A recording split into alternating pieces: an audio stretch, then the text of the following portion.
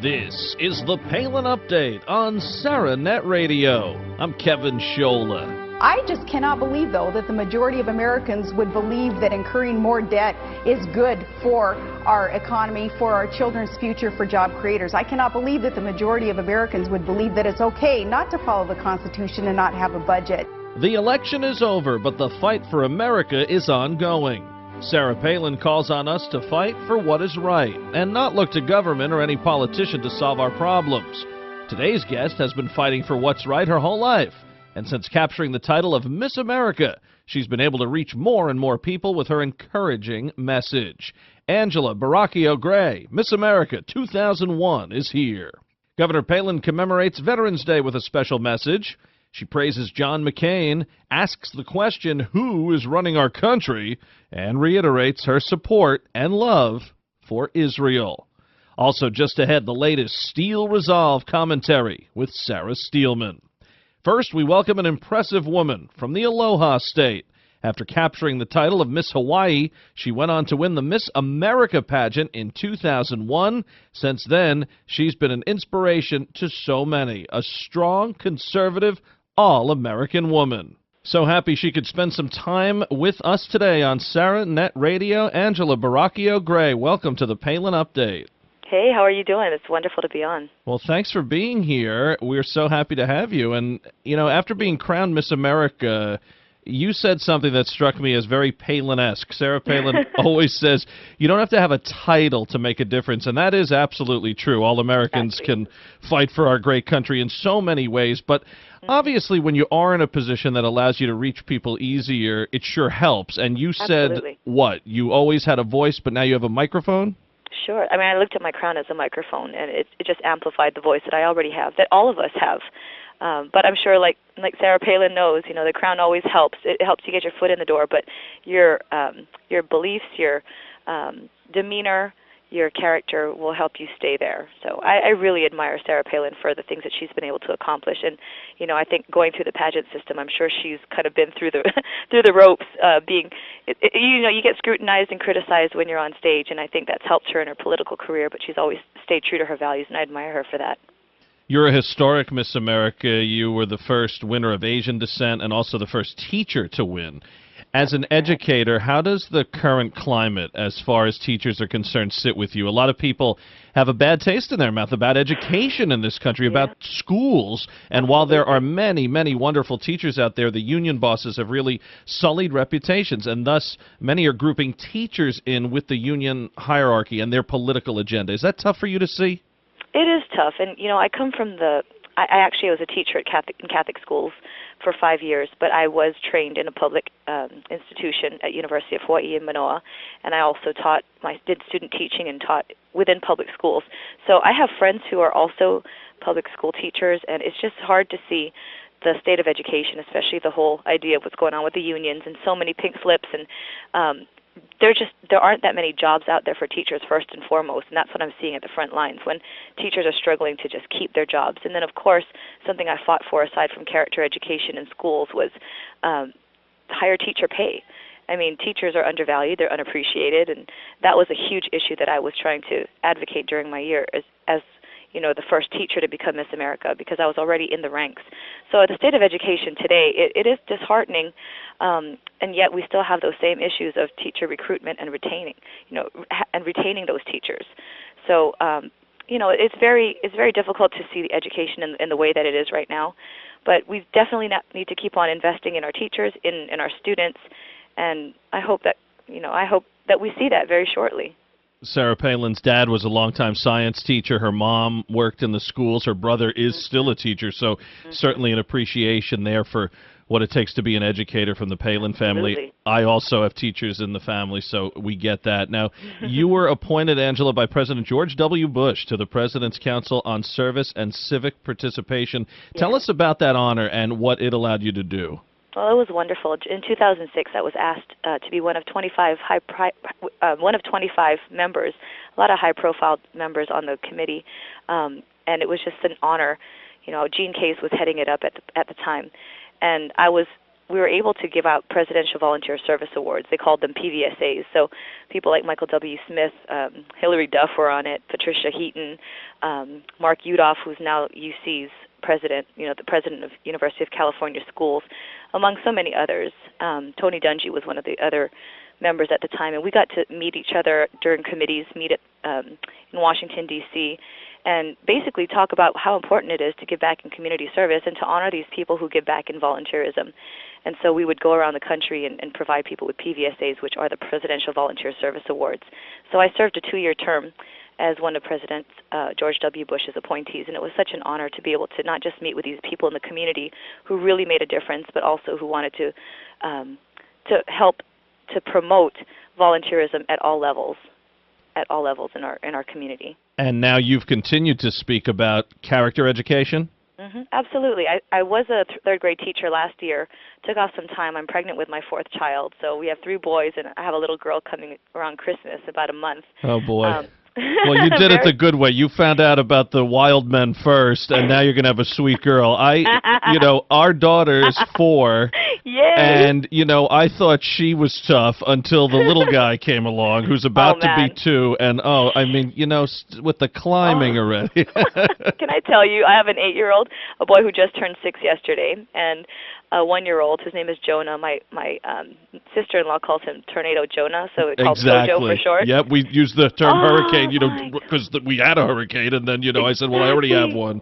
Yeah, so I'm just hoping the girl is completely different because it'll be a nice change. I mean, the 3 boys are awesome, but always on your toes. But yeah, I mean, it's wonderful to be able to stay home with the kids for now, but I still continue to speak and travel and talk about character education.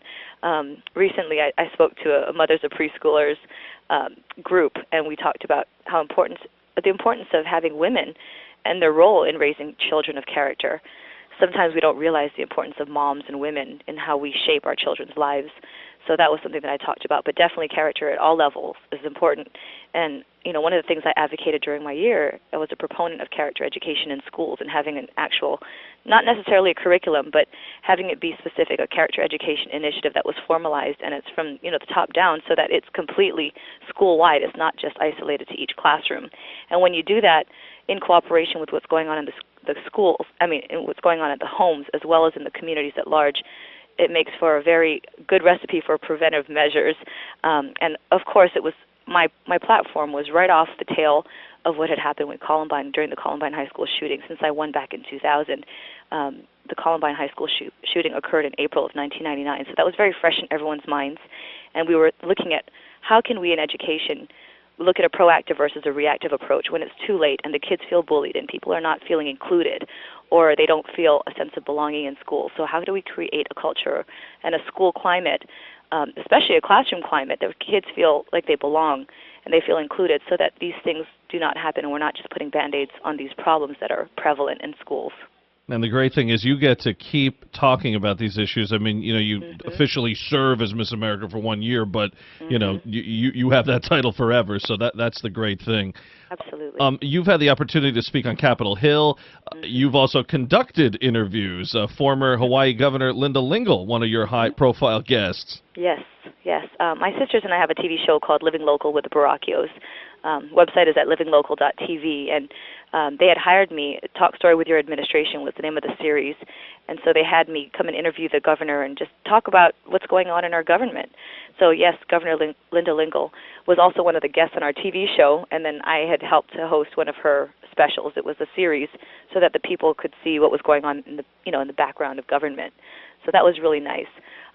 Being able to speak at the Pentagon and at the White House during the National Day of Prayer, and I could testify on Capitol Hill and speak at the National Governors Association Conference in Rhode Island. Those were all huge honors because I got to meet with these lawmakers and legislatures. So it was very, very much something that people don't understand what happens. They think when you get crowned Miss America, you just wear the crown, and next year you see another girl get crowned, but you don't see that the 20,000 miles a month that the Miss America travels when she's currently, doing her year of service. So it was very much an honor. Yeah, and you mentioned the National Day of Prayer. We always go to that event locally, and it's just such a wonderful experience. And Sure Governor is. Lingle, who we mentioned, played a prominent role at the 2008 GOP convention, speaking about Governor Palin on Oh the yes, convention floor, so a connection there as yes. well. You mentioned your television program in Mhm. Hawaii, Living Local with the Baraquios, so Mhm. another similarity with Governor Palin. She, of course, starred in Sarah Palin's Alaska, so both of you with a chance to highlight states 49 and 50, respectively. Fantastic. I would love to meet her in person. I watch her all the time on Fox, and I see her giving her correspondence from, you know, well, I watch her on Hannity. I watch her on all the different news shows. So I think she's just wonderful. Yeah, well, it is nice to hear some common sense sometime with all of this stuff we're Right? bombarded with on TV, and I know you speak about that too. Another thing you speak about, I know you're pro-life. One Yes. of the issues that has endeared Palin to so many conservatives as Mhm. well. Mhm. Has your appreciation for the sanctity of life grown even more through the years Yes. because you're a mother, but Yes. also because you're a teacher? Well, for those two reasons, yes. I mean, I would, I think before it was like, okay, this is part of your faith, it's part of your background and upbringing. I was born and raised Catholic from a family of 10. But then as the years went on, of course, becoming a teacher, I had this great love for children, becoming an auntie even more so, becoming a mother, huge. And then in 2006, I lost my brother to suicide. And that was just devastating for me and my family. It brought a whole new meaning to the sanctity of life and how precious and fragile life is, and that's a whole other story. But definitely that was a turning point for me, where it wasn't just like, oh yes, life is sacred. It was really like, you need to just be very grateful for the people in your life every single day, and tell them how much you love them, because you don't know if what tomorrow will bring, regardless of what the circumstances are. If somebody dies, that's the end of their life as they know it here on earth. And although we believe in an afterlife, I feel like I still miss him. I miss seeing him. I miss his smile and hugging him and spending holidays with him. So that was definitely another incident that made me feel like, yes, I am definitely for life. I am for life forever. And then, of course, my husband and I, we also just, we got pregnant with our fourth child in March, but we actually had a miscarriage in January, and that was pretty devastating. It was my first miscarriage because I had 3 boys prior, and I'm thinking, wow, I've never experienced losing a child that way, and people don't really talk about suicide, let alone miscarriage. And these are 2 issues that hit me personally that made me really just appreciate life as we know it. And yeah, I believe that life starts at conception. I mean, when I'm going into the hospital and I saw that baby, we celebrated being pregnant, and then 6.5 weeks later, there was no baby. And so for someone to say, well, it wasn't really a life anyway, it's like, are you kidding me? Of course it was a life. When did you become, when did your life start? Did it start halfway through your conception?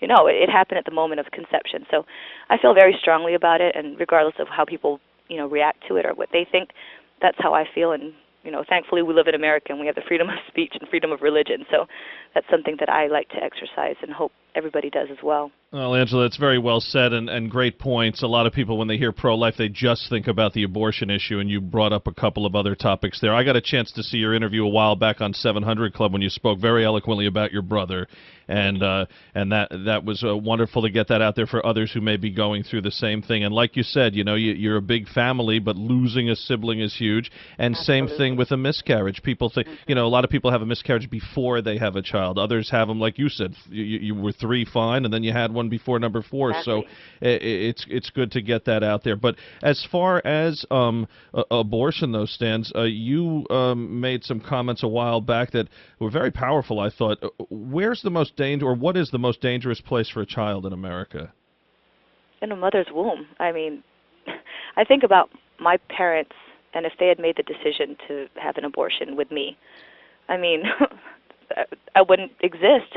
My kids wouldn't exist. My life as I know it would not exist.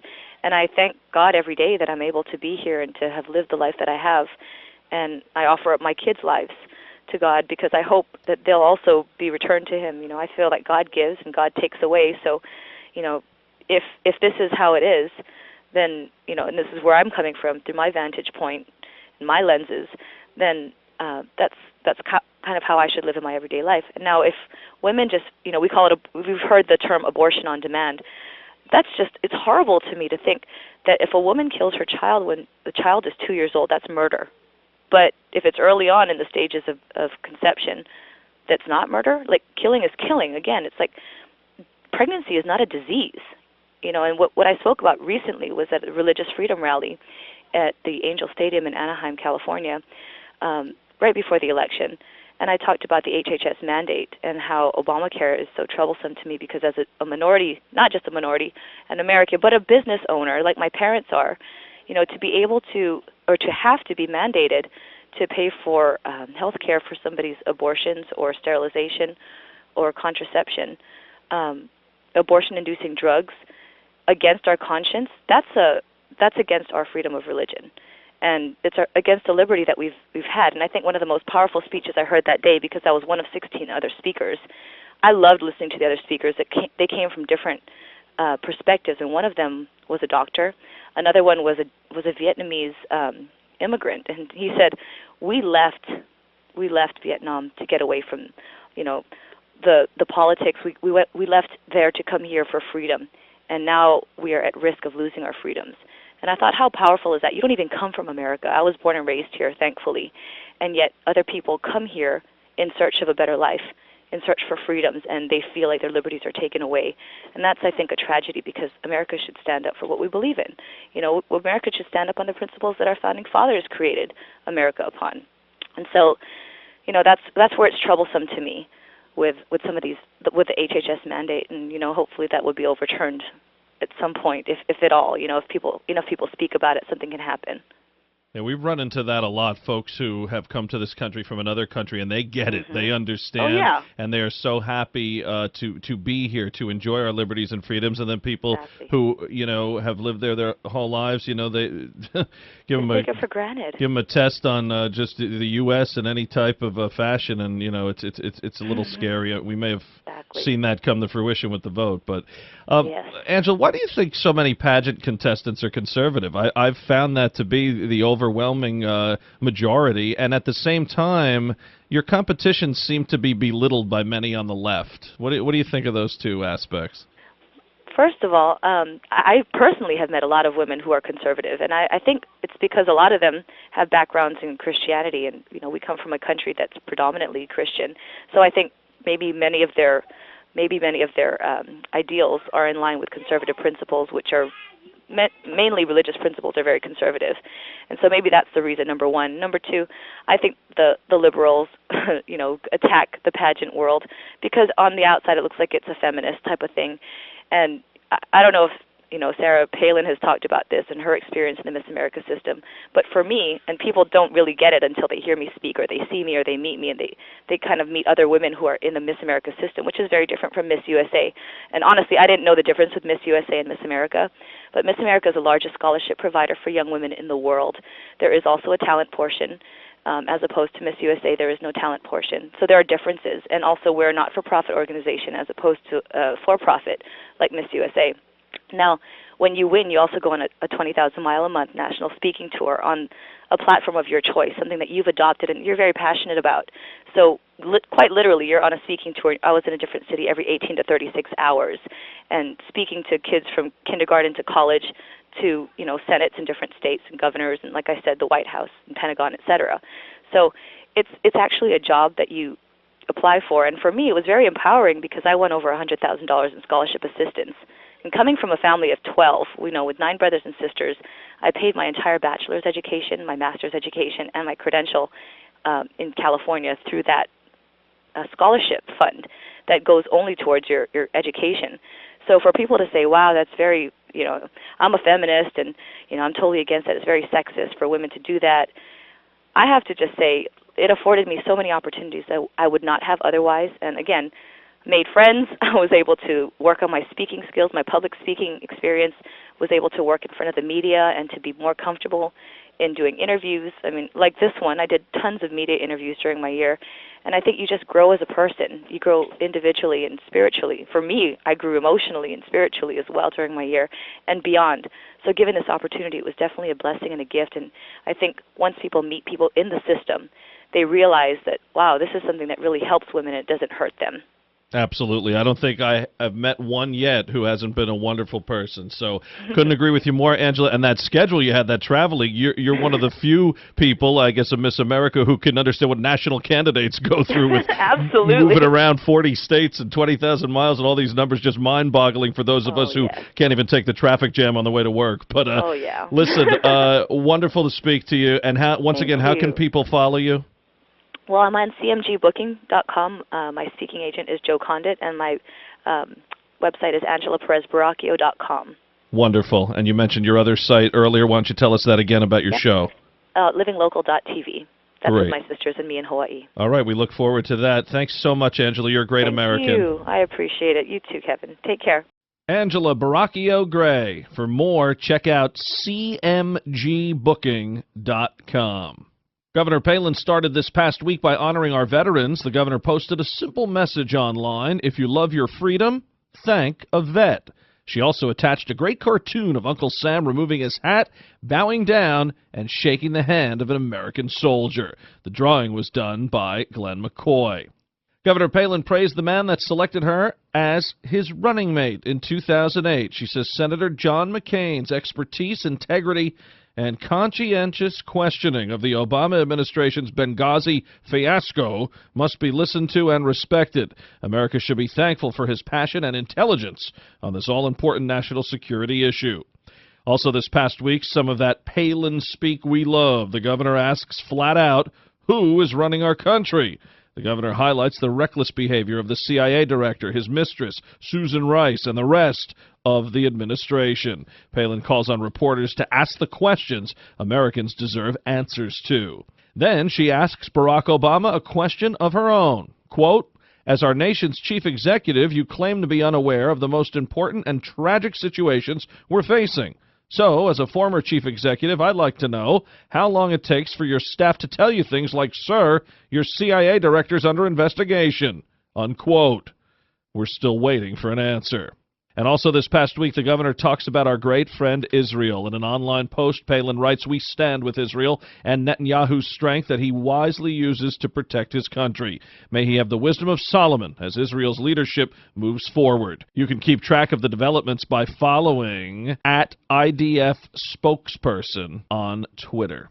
Thank you for this, Governor. We are following the IDF spokesperson Twitter account, and we encourage all our listeners to do the same. Now, our weekly commentary, Steel Resolve. Here's Sarah Steelman. Thanks, Kevin. In his first press conference since his reelection, Obama was asked about Ambassador Susan Rice's role in Benghazi. His answer was quick and defensive. Quote, if Senator McCain and Senator Graham and others want to go after somebody, they should go after me.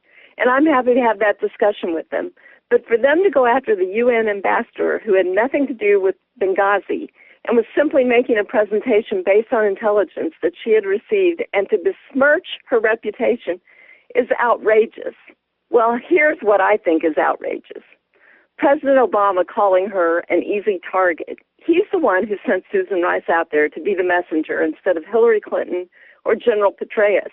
And furthermore, why would he presume that they were making her a target? Was he defending her because she was a woman? Is that why he questioned their motives? No one was besmirching her reputation.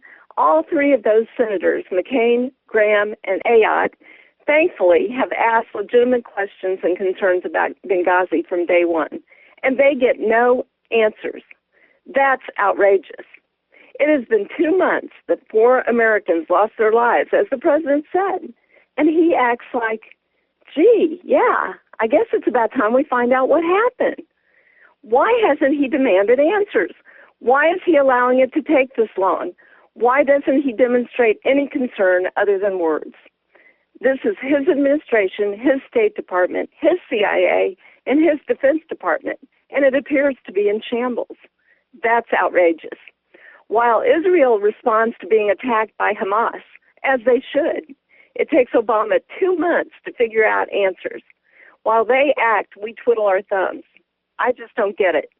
Most leaders who care about their people act with a sense of urgency. As citizens, we should be thankful to Senators McCain, Graham, and Ayotte for being relentless about finding the truth out about Benghazi. Let's just hope Rome doesn't burn in the meantime. This is Sarah Steelman at SarahNet Radio. Tune in again next week for another segment of Steel Resolve right here on the Palin Update. And don't forget, the Palin Update, including Steel Resolve, is now on demand and available for download. So just head to SarahNetRadio.net, pick the show you want to hear, and you can listen anywhere, anytime. Well, that'll just about do it for this edition of the Palin Update on SarahNet Radio. Visit SarahNetRadio.net for continuing coverage of Governor Palin. I want to thank Sarah Steelman and everyone here at SarahNet Radio. Thanks to Miss America 2001, Angela Baraquio Gray. And thank you for listening today. Please be sure to join us next time for another edition of the Palin Update. I'm Kevin Scholla.